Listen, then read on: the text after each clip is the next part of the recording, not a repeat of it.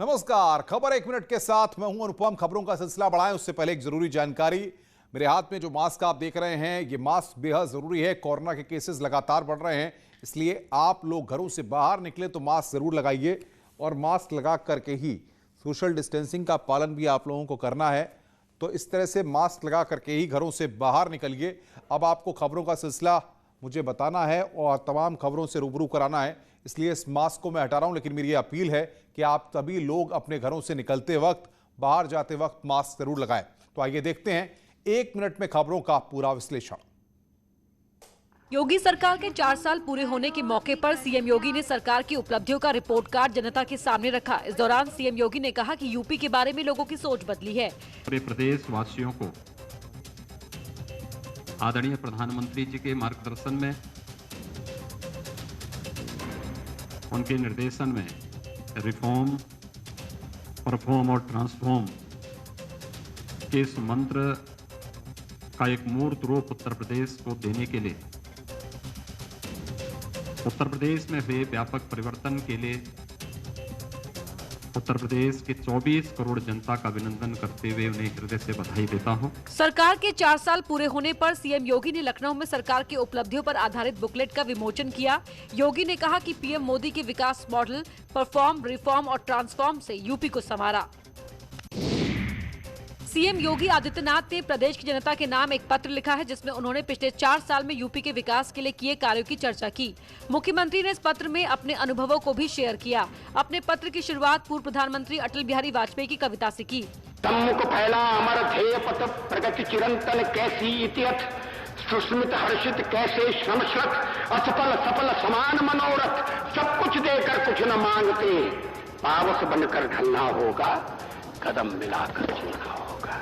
अपने पत्र में सीएम योगी ने 2017 से 2019 के दौरान हुए विकास कार्यों और उन फैसलों की बात की जिनका सीधा असर प्रदेश की 22 करोड़ जनता को हुआ है। योगी ने कहा कि नए भारत के नए उत्तर प्रदेश ने आपदा को अवसर में बदला और कोविड के दौरान महामारी में सर्वश्रेष्ठ प्रदर्शन किया। हम लाए हैं अपराध से। योगी सरकार के 4 साल के कार्यकाल की उपलब्धियों को वित्त मंत्री सुरेश खन्ना ने एक गीत के माध्यम से गाकर बताया। उन्होंने कहा कि योगी सरकार यूपी को अपराध से निकाल कर लाई। रखना मेरे मित्रों संभाल कर, हम लाए हैं अपराध से यूपी निकाल कर, इस क्षेत्र को रखना मेरे मित्रों संभाल कर, इस क्षेत्र को रखना मेरे मित्रों संभाल कर। इतना ही नहीं, मंत्री सुरेश खन्ना ने कहा कि योगी सरकार ने यूपी को आतंकवाद, जातिवाद और परिवारवाद से मुक्त कराया।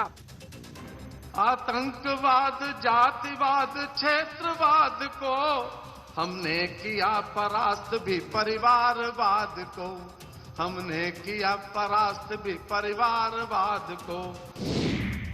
योगी सरकार के 4 साल की उपलब्धियों को भोजपुरी एक्टर और बीजेपी नेता दिनेश लाल निरहुआ ने अपने अंदाज में गाकर बताया। ओ बाबा विश्वनाथ की ऐसी अलख जगाए योगी जी, अलख जगाए योगी जी, अलख जगाए योगी जी, क्या सपना राम राज का, वो सपना राम राज का पूरा कर दिखलाए योगी जी, सपना राम राज। 4 साल में गांव-गांव सड़कों का जाल बिछाए और 4 लाख युवाओं को रोजगार भी यहां दिलाए। तो सपना राम राज का, वो सपना राम राज का पूरा कर दिखलाए योगी जी। मथुरा में अखिलेश यादव ने कृषि बिल का आपको बता दें कि एक बार फिर विरोध किया और योगी सरकार पर किसानों के साथ भेदभाव का आरोप लगाया। अखिलेश यादव ने आगे कहा कि आपने हमें और जयंत को लाठी सौंपी है, लेकिन हम दोनों जवान हैं और हमें अभी लाठी की जरूरत नहीं है, लेकिन आपने लाठी हमें दी है तो हम जानते हैं कि हमें लाठी कहां चलानी है। अखिलेश ने कहा कि देश में जो 3 काले कानून लाए गए हैं वो किसानों को बर्बाद करने वाले कानून हैं। वहीं हमारे मुख्यमंत्री जी ने भी कुछ कम काम नहीं किए हैं और शायद ही ऐसे मुख्यमंत्री किसी को मिले होंगे। पहनावे से और कहने से तो योगी हैं, लेकिन जो हमने पढ़ा है गीता में, जो हमें जानकारी मिली है, वो यही है कि योगी वही होता है जो दूसरे का दुख अपना दुख समझे। बताओ ये योगी हैं क्या? क्या हमारे किसानों का दुख दर्द समझ पा रहे हैं?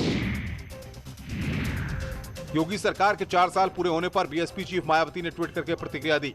मायावती ने कहा कि उत्तर प्रदेश में बीजेपी सरकार के 4 साल पूरे होने पर शाह खर्ची करके बड़े बड़े विज्ञापनों के माध्यम से जो उपलब्धियां सरकार ने आज गिनाई हैं, उनमें बहुत कम सच्चाई है। इनके सरकारी दावे अगर जमीनी हकीकत में गरीब जनता को लाभ देते तो यह सही होता। इस दौरान मायावती ने 4 साल पूरी करने वाली उत्तराखंड की बीजेपी सरकार और पंजाब की कांग्रेस सरकार पर भी निशाना साधा। मायावती ने लिखा कि उत्तराखंड में बीजेपी और पंजाब में कांग्रेस सरकार के 4 साल पूरे होने पर वहां भी जो दावे किए जा रहे हैं वे हवाई ज्यादा और सही मायने में जनहित से काफी दूर हैं। इन तीनों राज्यों की दुखी और पीड़ित जनता यहां अपने राज्यों में सुखद परिवर्तन लाने को बेचैन है। गौतम बुद्ध नगर में रफ्तार का कहर देखने को मिला। यमुना एक्सप्रेसवे पर रबुपुरा थाना क्षेत्र में 2 गाड़ियों की टक्कर में 4 लोगों की मौत हो गई। ब्रीजा कार और मिनी ट्रक की टक्कर में 2 महिलाओं और एक बच्चे के साथ 4 लोगों की दर्दनाक मौत हो गई। एक घायल को अस्पताल में एडमिट कराया गया है। पुलिस का कहना है कि मृतक एक ही परिवार के रहने वाले थे जो मथुरा से दिल्ली जा रहे थे। यमुना एक्सप्रेसवे पर तेज रफ्तार एक मिनी ट्रक पंचर होकर बेकाबू हो गया। मिनी ट्रक डिवाइडर तोड़कर दूसरी तरफ आ गया और कार को टक्कर मार दी। मिनी ट्रक सवार का ड्राइवर और क्लीनर सुरक्षित बताए जा रहे हैं। पुलिस के मुताबिक मिनी ट्रक पंचर होने के चलते यह हादसा हुआ। नशे की बड़ी खेप बरामद की है। हसनपुर पुलिस ने चेकिंग के दौरान 3 तस्करों को गिरफ्तार कर बड़ी मात्रा में गांजा पकड़ा। पुलिस का दावा है कि बरामद गांजे की कीमत करीब 3.25 करोड़ रुपए है। उड़ीसा और आंध्रा बॉर्डर साइड से ये लोग गांजे की तस्करी करते हैं और उसके बाद अलग अलग स्टेट्स में, स्पेशली यूपी, दिल्ली, इस बेल्ट में लाकर बेचते हैं। इनके पास से जो बरामदगी है उसमें एक कैंटर है। कैंटर में अलग से एक इन्होंने कैबिन बना रखा था जिसके अंदर से हम लोगों को करीब 14 क्विंटल 30 किलोग्राम गांजा मिला है। पुलिस को ऐसी आशंका है कि तस्कर अंतर्राज्यीय गिरोह के सदस्य हैं। ये आंध्र प्रदेश और उड़ीसा से गांजा लेकर उसे उत्तर प्रदेश और दिल्ली में बेचते थे। तस्करों ने ट्रक में एक खास तरह का केबिन बना रखा था, इसमें 14 क्विंटल गांजा रखा हुआ था। शाहजहांपुर में एक युवक को सोशल मीडिया पर शेखी बखारना महंगा पड़ गया। पुलिस ने तमंचा लेकर वीडियो डालने वाले युवक को गिरफ्तार कर लिया। उसने तमंचे के साथ फेसबुक पर अपना वीडियो अपलोड किया था। वीडियो की जानकारी होने के बाद पुलिस ने आरोपी शेखर गुप्ता को गिरफ्तार कर लिया है। इतना ही नहीं, पुलिस ने अवैध तमंचा भी जब्त कर लिया। मामला थाना तिलहर इलाके का है, जहां सोशल मीडिया पर युवक शेखर गुप्ता ने तमंचे के साथ स्टंट करते हुए वीडियो वायरल किया था। इस मामले में पुलिस ने 24 घंटे में आरोपी शेखर गुप्ता को गिरफ्तार कर लिया। पुलिस ने स्टंट में इस्तेमाल किए गए तमंचे को भी बरामद कर लिया। कानपुर के सजंडी थाना क्षेत्र में नाबालिग से दुष्कर्म का मामला सामने आया है। आरोप है कि घरेलू सामान लेने के लिए घर से निकली लड़की को अगवा कर युवक ने दुष्कर्म किया। बदहवास हालत में मिली लड़की ने परिजनों ने आपबीती सुनाई। पुलिस ने केस दर्ज कर आरोपी को गिरफ्तार कर लिया है। पीड़िता का मेडिकल कराया गया है। थाना सचेडी के एक गांव से पीड़िता के पिता के द्वारा दी गई तहरीर के आधार पर थाना सचेडी पर आज एक अभियुक्त 376 आईपीसी एवं पॉक्सो एक्ट के अंतर्गत पंजीकृत किया गया, जिसमें थाना सचेडी द्वारा त्वरित कार्रवाई करते हुए एफआईआर में नामजद अभियुक्तों की गिरफ्तारी कर ली गई है। पीड़िता को मेडिकल के लिए भेजा जा रहा है। इसमें जो भी अग्रिम वैधानिक कार्रवाई है वो की जाएगी। बिदनू थाना क्षेत्र में ऋतिक अपने मामा के साथ घर पर रहता था। आरोप है कि गुरुवार रात लड़की को घर के अंदर खींच ले गया और मारपीट करते हुए दुष्कर्म किया और मौके से फरार हो गया। पुलिस ने बाद में छापेमारी कर आरोपी को गिरफ्तार कर लिया है। कानपुर जिला जेल में कैदियों की संख्या का 160 साल पुराना रिकॉर्ड टूट गया है। जेल की स्थापना के बाद पहली बार बंदी और कैदियों का आंकड़ा 2800 के पार हो गया है, जबकि जेल की क्षमता 1245 कैदी रखने की है। ऐसे में बैरकों के भीतर सोशल डिस्टेंसिंग का पालन करना असंभव हो गया है। ऐसे में अगर कोरोना संक्रमण फैला तो हालात संभालने में काफी दिक्कतों का सामना करना पड़ सकता है। इसको देखते हुए जेल प्रशासन ने जिला प्रशासन और डीआईजी जेल को पत्र लिखा है।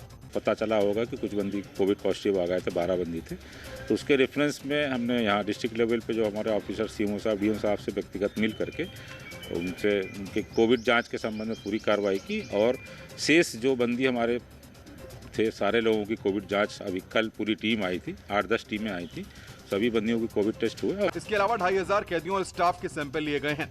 जेल अधीक्षक का कहना है कि यदि जरूरत पड़ी तो कैदियों का ट्रांसफर दूसरी जेलों में कराया जाएगा। फिलहाल जेल प्रशासन कोई खतरा मोल नहीं लेना चाहता। ये वजह है कि जेल की क्षमता को लेकर बैठक कर जल्द इस पर फैसला लिया जाएगा।